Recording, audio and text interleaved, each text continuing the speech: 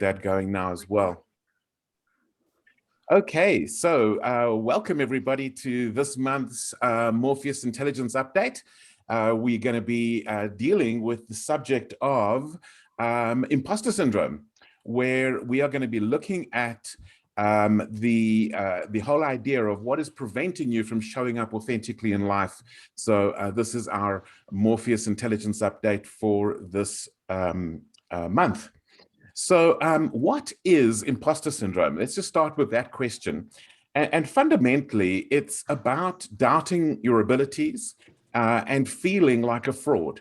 And so, you know, that sort of sense of, am I really good? Am I'm getting some feedback, but am I really a good, or am I a fraud? Am I just, you know, impersonating something, or am I really, you know, effective? And am I really that good? And this is a really interesting thing. We're going to unpack this quite a lot over the next 25 minutes or so. And so, you know, often people find it difficult to accept their accomplishments. They feel like something is an error, and that's what was going on. And that's what the imposter syndrome is all about. So to unpack a little bit more detail, who actually suffers from imposter syndrome? Maybe people don't suffer, I don't know, but I think we do. Really, it's really interesting. The research is showing that it mainly affects high achieving people. And so people who have actually done quite well often feel that they're a fraud. They're a fraud because they maybe achieved but didn't have a qualification, or they're not as good at something as somebody else is, or something like that. But actually, it's broader than this. There's also where we are now seeing, for example, in any relational system, where people sometimes feel like imposters in any sort of a system, any team, any social system. So, I mean, my simple little example, which I think is I always smile at, is I've noticed that I'm not exactly the same person when I'm with my siblings than when I'm on my own.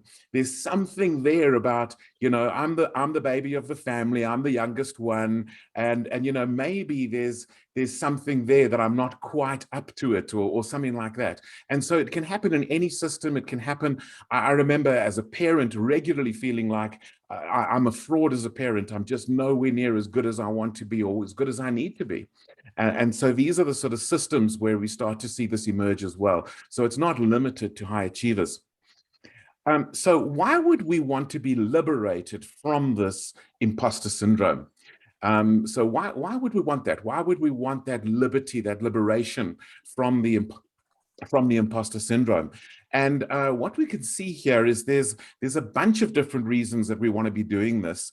And one of them is that our imposter syndrome is fueling our negative self-talk. In other words, our relationship with ourselves suffers when we have this imposter syndrome, and it fuels the sort of self-doubt, the negative self-talk. It even fuels our limiting beliefs, because very often we take on board beliefs that actually limit who we really are.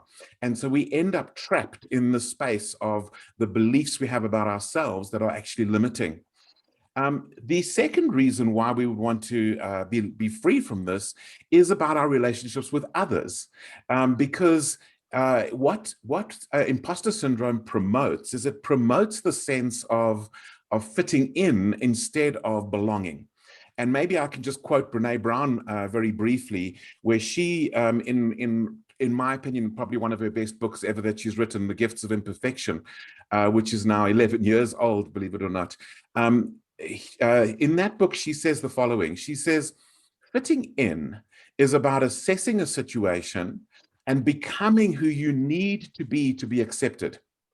Belonging, on the other hand, doesn't require us to change who we are. It requires us to be who we are. In other words, the authenticity of being who we are is where we feel, well, now we belong because we are genuinely ourselves. Whereas fitting in, we're coming in a little bit fraudulently. We're trying to be something or pretend we're something in order to fit in. And so I think this is another really good reason why we want to be liberated from this. The next reason that we might want to be liberated is because we want to be able to live and express our truest selves at work. So we want to really be able to live and express our truest selves at work, and that's a big issue that we want to be able to get right. The fourth reason is that we want to liberate our untapped earning potential. When we are constantly held back by imposter syndrome, we actually don't believe we're worthy of the money we're being paid. I remember a boss I used to have many, many years ago in the IT industry. He used to have this standard joke he used to tell, which was, one day I'm going to be paid what I'm really worth, but unfortunately I can't live on that. So I'd rather just stay with what I've got. So, that's imposter syndrome. That is the whole idea that what we're being paid is more than we're actually worth. And I think that's the big key there with imposter syndrome. And then finally, on this issue is imposter syndrome is going to limit the legacy that we leave. That impact that we want our lives to have is going to get limited when we are suffering from imposter syndrome. We're constantly believing we're a fraud. We doubt our abilities, that kind of thing. So I'm going to do a little poll, and the poll is this, and Cindy will paste this into the chat as well. The poll is, how does imposter syndrome most affect you? How does imposter syndrome most affect you? Is it your relationship with yourself, your relationship with others and fitting in? Is it limiting your expression of your truest self at work? Is it limiting your earning potential? Is it sabotaging your legacy? Something else. So just put the number into the chat. Is it number 1, 2, 3, 4, 5, or 6? And we'll pick up on this a little bit for a while. Okay, so we're seeing 2 and 4, relationships with others and earning potential, 4 and 5, earning potential and legacy. We're seeing a few 1s and 2s, so relationship with self, relationships with others, more 4s, limiting earning potential. That seems to be quite a big theme. And Jonathan, you're saying something else. You're welcome to put into the chat what that something else might be that you think that it's affecting in you. And then Tammy has also added number 3, expressing your truest self at work. Really interesting. Thank you for the great chat comments coming through. So appreciate that. I'm going to just sort of keep that on one side and see if something else comes through. Then I will keep monitoring it. Okay, thank you for participation in the poll. Michelle has also added relationship with others, expressing truest self at work. Excellent. And limiting earning potential again. Self-doubt with everything life deep from within. Oh, thank you, Jonathan. Wow, brilliant. Thank you very much. So when do we need to do something about this? What is the story of when we need to take action? And so, I mean, you might think that's a really obvious question, but I think it's useful just to unpack that a little bit. And so what I'd like to do here is just talk about 2 reasons for urgency. So, well, actually 1 for urgency and 1 for importance. So the urgency is we are, as a society, our people around us, our families, our colleagues, our friends, are increasingly tired of the fake news, the inauthentic, perfect Instagram lives. You know, everything is perfect, everything is shiny, everything is perfect. And reality is that when we truly accept ourselves, we don't have to project something which isn't us. Imposter syndrome is promoting that. So there's an urgency, but sometimes it's even the opposite, a false modesty, where that's also driven by imposter syndrome. And so really, we're looking for a healthy dose of reality. Certainly the people I'm speaking to is, give me the real stuff. Can we be vulnerable? Can we share who we really are? Can we be rather than fit in? And I think that's one of the things that makes this so urgent. But there's another thing which I think makes it really, really important. And that is that imposter syndrome is holding us back in all of life. It's holding us back in our relationships. It's holding us back in business. It's affecting all sorts of things. It's holding us back in our careers. And so sustaining a healthy self-image is really quite important. And so it's not only urgent, it's actually really, really important. And I think sometimes important is more urgent than urgent, if you see what I mean. And so this is really what we're seeing, is we're seeing that it's holding us back. We're constrained by imposter syndrome, and we really want to be liberated. So let me ask another poll question, and that is, how urgent or important is it, do you feel it is for yourself to deal with this on a scale of 1 to 10? How urgent and important do you need, is it for you to deal with imposter syndrome? Let's just get a few people coming through. Eugenie's already saying it's a 10.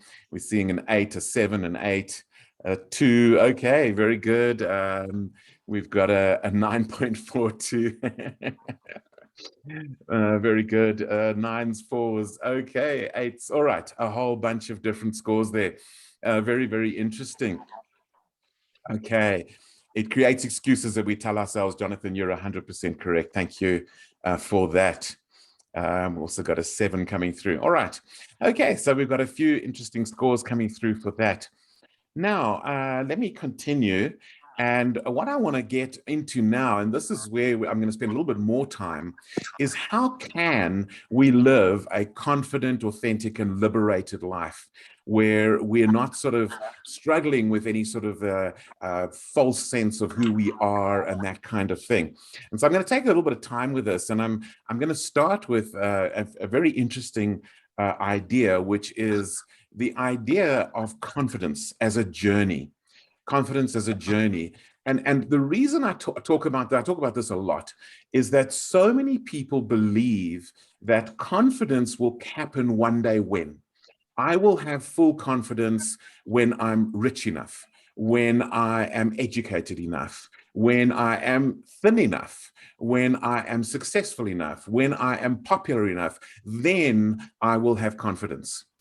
And I actually think it's the other way around, is when we have confidence, then we will start meeting our financial goals. We'll start upskilling ourselves in the areas where necessary. We will probably lose some weight if you need to lose some weight, where our success and our impact will flow, and we will be popular.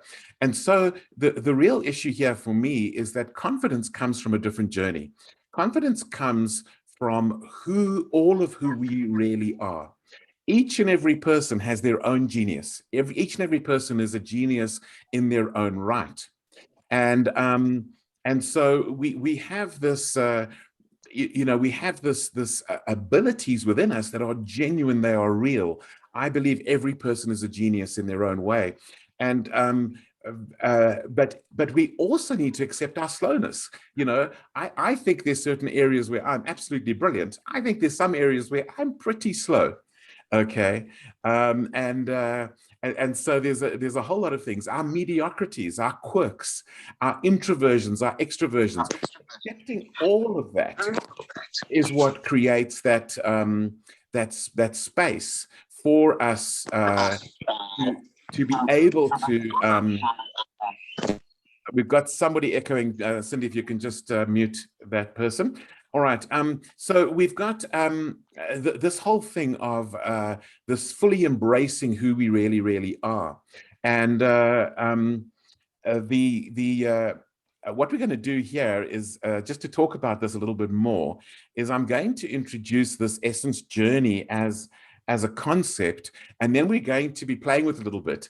And so, the self-expression of who we really are, that's what we're really looking for. But I've got a little poll I'm going to run again, which is on a scale of 1 to 10 for each of these, A, B, and C. How intelligent are you? How creative are you? And how relational are you? So rate yourself. Intelligence on a scale of 1 to 10, creativity on a scale of 1 to 10, and your relationality on a scale of 1 to 10.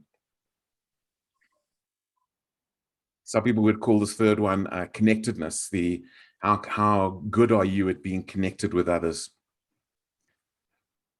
Okay, so let's have a quick look.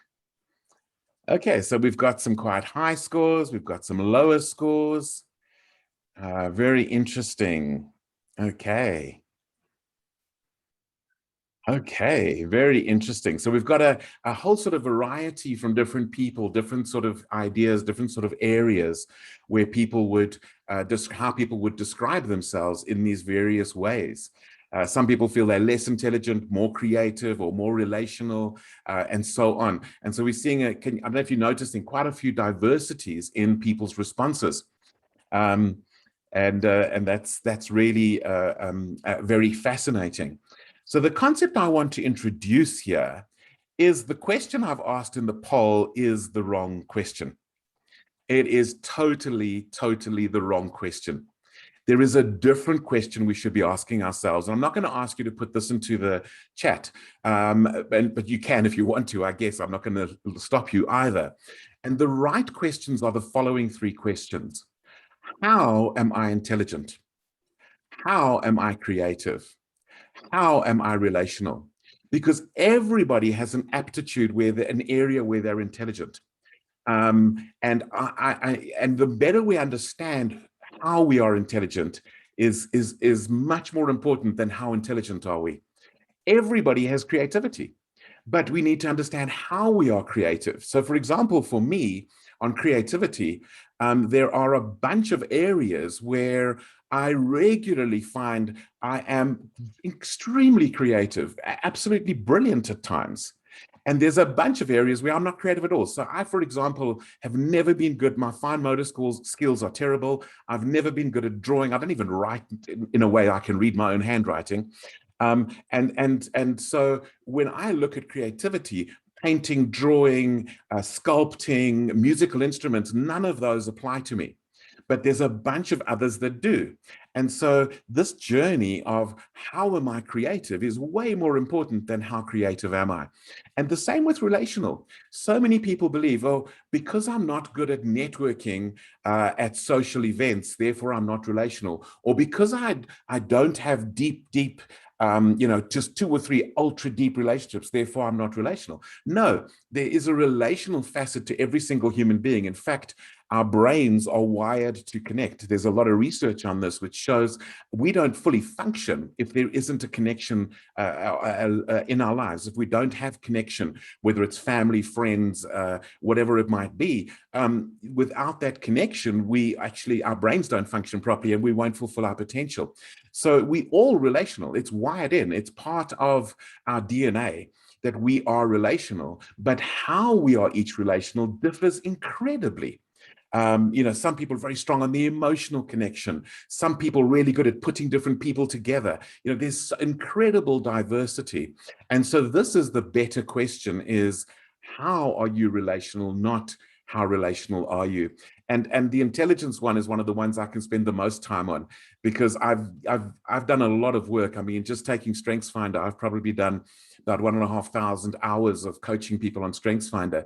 And I've yet to meet somebody who doesn't have some unique intelligence that I haven't come across before, some very, very special aptitude, because everybody has intelligence. But what that is will play out differently for each person. So I hope that's a really useful statement and a useful idea for us taking this forward. Okay, so in this journey of how do we live this confident, authentic, and liberated life, there's this confidence journey, there's this essence journey. So I've covered those two, but I'm going to give you a few more that I think might be really quite interesting. And so the first one is the idea of knowing who you are. This is kind of now really get to know who you really are. It's about opening all the doors. I know Bruce Wade and I have often had discussions about opening all the doors. The opening and looking at the hidden parts of us, really getting familiar with all of the things in our lives that maybe we are holding back on or trying to ignore or trying to suppress. And so this is another way that we can get liberated from imposter syndrome, is to be opening all those doors. Another one, and by the way, this looks just like my granddaughter. So, and it isn't her, but it looks just like her. The next one is accept all of who you are. And this is about being curious about what you find. So when you open these doors, when you get to know yourself, accept it. If it's there, accept it. And there's some incredible research that shows that when we accept who we are, we're more likely to grow than when we are resisting who we are. When we are resisting, we sort of put our growth then means we're going to dig our heels in, and we're not going to allow us to move forward. Whereas we accept ourselves, warts and all, then suddenly we're liberated to change. And another example of this is some research on marriage, of how when a spouse is trying to change their partner, they often don't change. When they accept their partner as they are, their partner grows again. And that's a really interesting concept as well. And so this acceptance, so know who we are, accept who we are. The third area, oh my goodness, this guy looking over my shoulder. Okay, that's just a bit of Ian humor. All right, so grow who you are is the third one here. Growth is really becoming more of who you really are. It's not trying to become somebody else. And this is a key to growth that so many people have missed, is that the real key to growth is that we have much more potential in the area of our strengths, that can grow way more rapidly than trying to change ourselves to be somebody that we are not. We're going to talk a little bit more about this in next month's intelligence update as well. But basically, this whole idea is adding knowledge and skill to the best of you, adding knowledge and skill to your talents is actually where you have the greatest potential. In fact, almost unlimited potential. This can go right off the scale, that the amount of potential that is available when we are growing and becoming more of who we really are. So that would be the third step. So know, accept, grow. And then the next one is love who you are. Love who you are. Nurtured love overflows to others. The more we nurture love in our own hearts, the more love we have for others. If we don't nurture love here, how are we going to give love to others? Where's it going to come from if we haven't nurtured it here and we want to give it to others? But when we love who we are, in warts and all, I've got to love my quirkiness, my debilitating weaknesses, my mediocrities, but my genius as well. When I love all of that and I nurture love in all of that, this overflows to the people around me. It overflows to the teams that I work with at work, the colleagues that I've got, my family, my friends, my spouse, my partner, whoever. All of those start to flow.